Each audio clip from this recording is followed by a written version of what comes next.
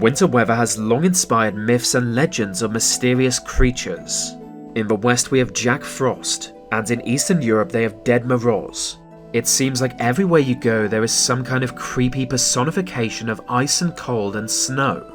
They live on as relics of more primitive times, but even today more unusual winter phenomenon can inspire superstition.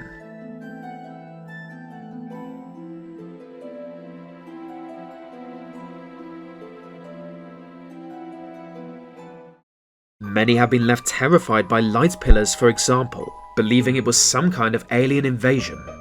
In reality, those people are dumb, and light pillars are simply caused by light reflecting off of ice crystals, so even a street lamp could trigger one if enough ice is around. One of the more dangerous of winter phenomena are ice shoves. Also known as an ice tsunami, it is when chunks of ice emerge from rivers and lakes, crushing almost anything in its path. In extreme cases, 40-foot-high walls of ice have crashed onto the shore like unstoppable waves.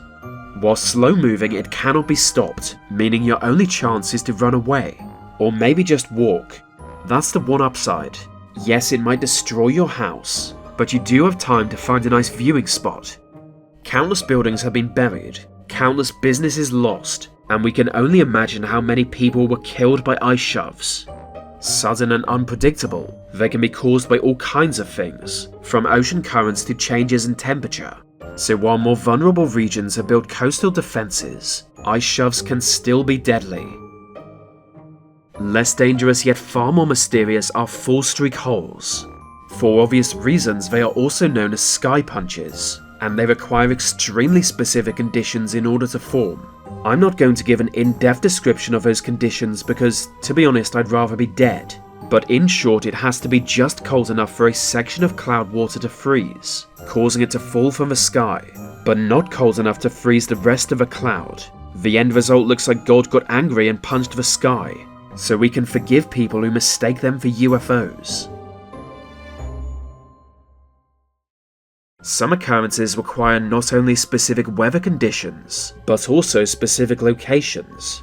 Altitude is a factor, and only at extremely high altitudes do we find penitents. First described in 1839 by Charles Darwin, they are otherworldly natural formations of ice and snow. Like dense forests, they are tightly packed together, making it risky to pass through them. Only at altitudes above 4,000 meters are they found though, high enough for them to form even in the desert.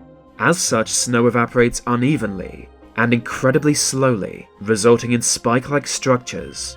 Some of the ones found in the Andes Mountains can be up to 20 feet high, but they have also recently been detected on Pluto, where thanks to a thin atmosphere can easily be 600 feet tall.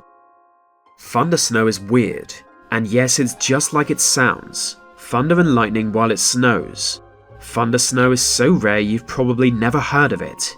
And there's a reason for that. Thunder and lightning occur thanks to a mismatch, usually triggered when the ground temperature is much warmer than in the clouds. But during a snowstorm, the temperatures down below are meant to be pretty cold.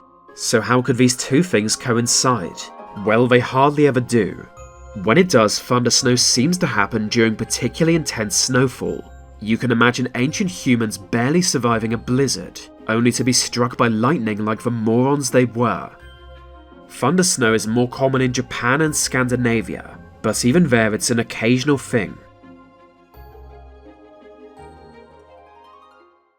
Other strange winter phenomena include snow rollers, when wind rolls up especially soft patches of snow into spores, naturally occurring ice balls, and frostquakes, when underground water freezes and expands, causing the earth below us to break up with a huge cracking noise.